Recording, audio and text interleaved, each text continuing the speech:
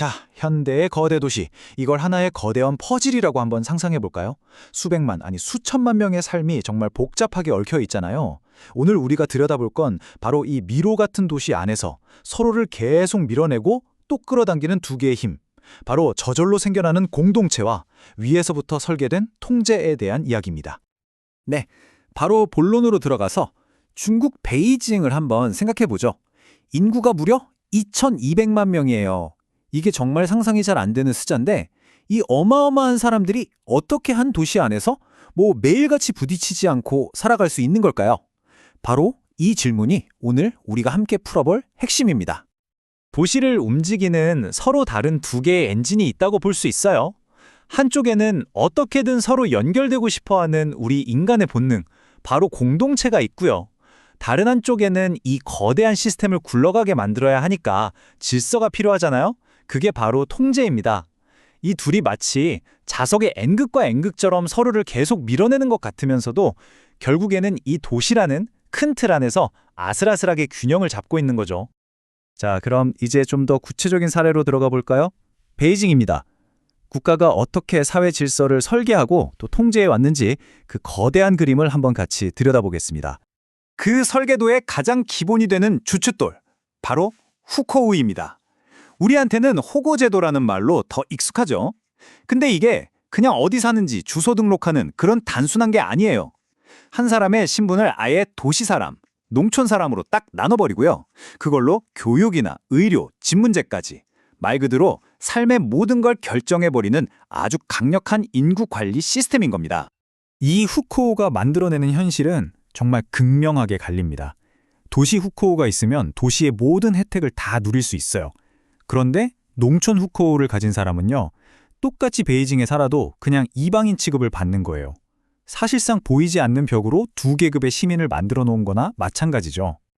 그럼 이 보이지 않는 벽 바깥에 있는 사람들 도대체 얼마나 될까요? 자, 놀라지 마세요. 베이징 인구의 무려 38.1% 이 사람들이 현지 후코우가 없는 이주민들입니다. 대략 계산해도 800만 명이 넘는 사람들이 도시의 공식적인 혜택을 전혀 못 받고 있다는 뜻이에요. 이 규모 정말 엄청나지 않나요? 자, 여기서 시간을 더 거슬러 올라가 보면요. 단위라고 하는 훨씬 더 강력한 시스템이 있었어요.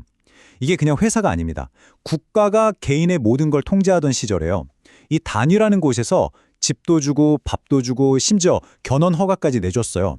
그러니까 개인한테는 거의 작은 나라나 다름없었던 거죠. 통제가 얼마나 삶 깊숙이 파고들었었는지 이걸 보면 알 수 있습니다. 그런데 거대한 경제 개혁의 바람이 불면서 이 단단했던 통제 설계도에 금이 가기 시작해요. 그리고 국가의 손길이 미치지 못하는 그 틈새로 계획에 없던 새로운 공동체들이 마치 아스팔트를 뚫고 자라나는 풀처럼 스스로 생겨나기 시작한 겁니다. 이 문장이 도시의 화려함 뒤에 가려진 그림자를 정말 날카롭게 보여주는데요. 공식적인 도시 계획에는 아예 존재하지 않는 사람들이었죠. 하지만 분명히 그 도시의 일부로 숨쉬면서 자기들의 삶을 꾸려나가던 사람들, 그들이 바로 쥐떼라고 불리던 사람들이었습니다. 그 모습도 정말 다양해요. 이 슬라이드를 보시면 한눈에 들어오죠. 지방에서 올라온 상인들이 모여서 만든 저장촌, 우리에게도 익숙한 조선족 커뮤니티의 중심지 왕징, 그리고 좁은 방에 여러 명이 모여 사는 대졸자들, 개미족과 지하에 사는 쥐떼까지. 이 사람들은 전부 국가의 계획 밖에서 자기들만의 생존법과 공동체를 만들어낸 거예요. 자, 이렇게 계획에 없던 공동체들이 점점 커지니까 국가는 새로운 도전에 부딪히게 됩니다. 그리고 여기에 대응하는 방식은 과거의 서류뭉치 같은 관료적 통제가 아니었어요. 한 단계 더 나아가서 바로 기술을 이용한 통제로 업그레이드하기 시작합니다. 이 흐름을 보면 딱 감이 오실 거예요. 국가가 통제를 강화할 때마다 어떤 결정적인 사건들이 있었거든요. 1989년天安門 사태 이후에는 정치적 안정을, 1999년 8.10 시위 이후에는 사회 조직 통제를, 그리고 2017년 다신구 화재 사건을 겪고 나서는 안전을 명분으로 내세웠죠. 결국 이런 큰 사건들이 있을 때마다 통제의 그물은 점점 더 촘촘해진 겁니다. 그리고 그 정점에 있는 결과물이 바로 텐왕 프로젝트입니다. 우리말로 하면 하늘의 그물이라는 뜻이죠. 이름 그대로 중국 전역을 수억 개의 카메라와 AI 안면인식 기술로 덮어버리는 정말 거대한 도시 감시 시스템이에요. 이름만 들어도 그 의미가 묵직하게 다가오지 않나요? 핵심이 바로 이겁니다. 이 말은 지금 도시 관리가 어떻게 변하고 있는지를 아주 정확하게 짚어내고 있어요.